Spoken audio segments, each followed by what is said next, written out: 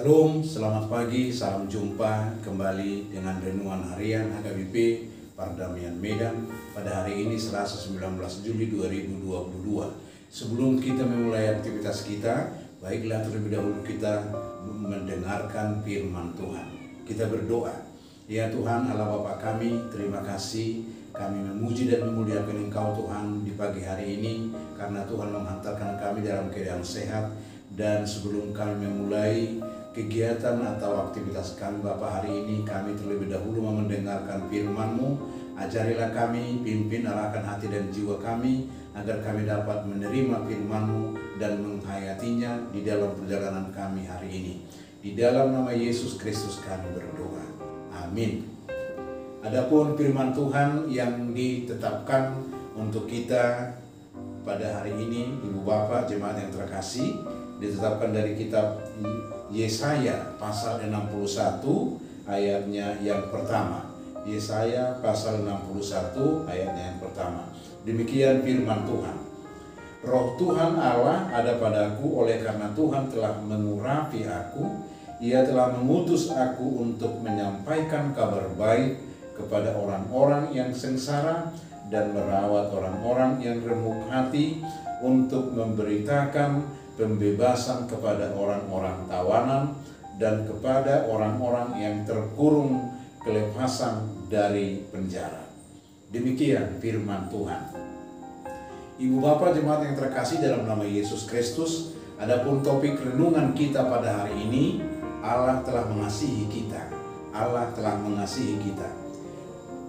Di dalam perjalanan hidup kita, melalui nas ini digambarkan bahwa Allah itu adalah Allah yang benar-benar mengasihi umatnya, mengasihi kita sebagai orang-orang beriman, sebagai orang-orang percaya. Di dalam kasih-Nya, Tuhan Allah telah memberikan kepada kita yaitu keselamatan dari dosa dan kematian, dan Dia memberikan kehidupan, baik kehidupan pada saat ini, kemudian kehidupan pada masa yang akan datang telah diberikan atau dipersiapkan oleh Tuhan Allah di dalam kehidupan kita. Sama seperti Allah yang telah menyelamatkan dan memberi kehidupan bagi umatnya Yehuda, di mana Allah telah membawa atau melepaskan umatnya dari belenggu, dari perhambaan, dari perbudakan di negeri Babel. Allah memilih dan menetapkan umatnya sebagai umat pilihannya, sebagai anak-anak kesayangannya. Dan kemudian Allah juga memberikan firman kehidupan, diberinya juga rohnya yang kudus, dan diurapi atau diurapi dan diutus untuk menjadi duta-duta, untuk menjadi alat-alat Tuhan yang dipakai di sepanjang perjalanan hidupnya di tengah-tengah dunia ini. Oleh karena itu, di dalam cinta kasih Allah yang telah nyata, yang telah diwujudkan di dalam hidup manusia, maka disitulah Allah mengharapkan bagaimana umat manusia yang telah diselamatkan, yang telah diberikan berbagai-bagai kebutuhan dalam hidupnya, agar setiap umat menunjukkan yaitu buah-buah yang baik dan buah-buah yang banyak. Dan buah itu nampak pertama-tama melalui sikap bersyukur, mensyukuri nikmat dan berkat yang diberikan oleh Tuhan Allah. Yang berikutnya, fokus kepada kehendak Tuhan, bahkan diharapkan mampu yaitu mendahulukan kehendak Tuhan di dalam semua aspek kehidupan sehari-hari, dan tetap tinggal di dalam Dia, hidup dalam pengharapan. Jadi buah adalah suatu dambaan, suatu harapan yang diharapkan oleh Tuhan dari hidup manusia, dari hidup umat Israel, dan dari kehidupan umat Kristen, di mana Allah telah setia mengasihi, setia untuk menjagai dan memberikan berbagai keperluan dalam hidupnya.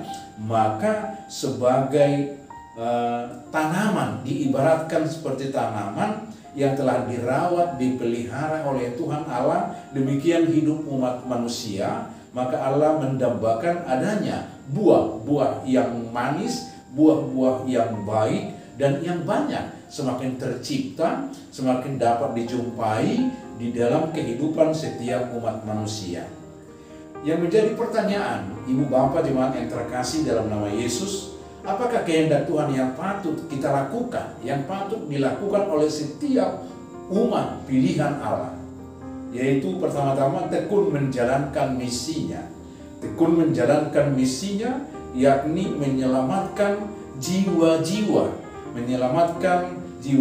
menolong mereka-mereka yang tertindas, dan menyatakan kerajaan Allah di dalam hidup semua makhluk, terutama di dalam hidup manusia, melalui aksi, tindakan maupun perbuatan nyata, agar semakin banyak yang selamat dan lepas dari berbagai beban, dari berbagai kesengsaraan, dari berbagai belenggu-belenggu, di mana di dalam perjalanan hidup di dunia ini digambarkan manusia berjalan di lembah yang penuh dengan kekelaman, di lembah yang penuh dengan pergumulan, di lembah yang penuh dengan kemelaratan, yang penuh dengan kegelapan. Nah, disitulah Tuhan Allah memakai setiap umatnya, memakai setiap anak-anaknya untuk suatu tugas yang mulia,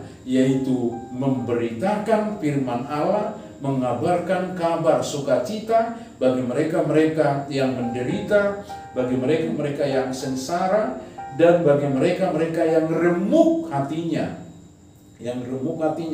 agar mereka terbebas, agar mereka terlepas dari ikatan-ikatan duniawi, ikatan-ikatan yang dibuat oleh iblis, oleh roh-roh jahat, oleh kuasa duniawi, sehingga mereka terlepas dari berbagai beban-beban, dari berbagai penindasan-penindasan dan penderitaan-penderitaan yang menerpa hidup mereka. Inilah yang dikatakan tugas dan tanggung jawab setiap umat yang disebutkan milik kepunyaan Allah. Jadi sebagai milik kepunyaan Allah, di mana Allah telah menyatakan kasih-Nya di dalam hidup kita umat Kristen, maka kita didambakan, diharapkan oleh Tuhan agar kita menjadi saluran berkat-Nya, agar kita menjadi anak-anak-Nya yang tetap setia menjalankan peranan dan fungsi serta tanggung jawab kita selagi hayat di kandung badan. Hendaklah itu semuanya kita jalankan demi kemuliaan nama Allah dan sukacita bagi semua ciptaan Allah, khususnya bagi umat manusia. Oleh karena itu, kiranya Tuhan Allah di dalam Yesus Kristus memampukan kita untuk menghayati dan melaksanakan kasih-Nya, menjadi duta-duta Kristus di sepanjang perjalanan hidup kita. Tuhan Yesus memberkati kita. Amin. Mari kita berdoa. Ya Tuhan Allah, di dalam nama Yesus Kristus, terima kasih Bapa, Engkau telah menuntun membimbing kami melalui firman-Mu di pagi hari ini, yang mengingatkan kami agar kami mengakui akan cinta kasih-Mu yang telah nyata di dalam hidup kami, anak-anak-Mu, karena Engkau telah menyelamatkan kami dari belenggu dosa dan kematian, dari dunia yang penuh kegelapan. Engkau mengangkat harkat dan martabat kehidupan kami, dan Engkau anugerahkan berbagai kehidupan, berbagai sukacita di dalam kehidupan kami, agar kami mampu ya Tuhan untuk bersyukur dan fokus kepada kehendak-Mu, tinggal di dalam Engkau, dan kami hidup di dalam pengharapan, mengharap akan anugerah-Mu, mengharap akan berkat-berkat-Mu yang semakin mengalir di dalam kehidupan kami, di saat kami mau setia berjalan bersama dengan Engkau, di saat kami mau setia menjalankan peranan, fungsi, dan tanggung jawab kami. Oleh karena itu, kiranya Engkau senantiasa menyertai kami, jauhkan kami dari segala kemelaratan dan kebodohan, dan lebih dewasakan iman percaya kami, agar melalui iman percaya kami mampu ya Tuhan untuk menjadi pembawa berkat dan membawa damai dan sukacita dimanapun kami berada. Tuhan Allah Bapa kami, berkatilah kami semua, berkatilah pekerjaan kami pada hari ini. Di dalam nama Yesus Kristus kami berdoa dan mengucap syukur. Amin. Anugerah Tuhan kita Yesus Kristus, kasih setia daripada Allah Bapa, serta persekutuan Roh Kudus kiranya menyertai dan memberkati kita sekalian hari ini, esok, kekal hingga selama-lamanya. Amin. Salam, selamat pagi, Tuhan Yesus memberkati kita sekalian.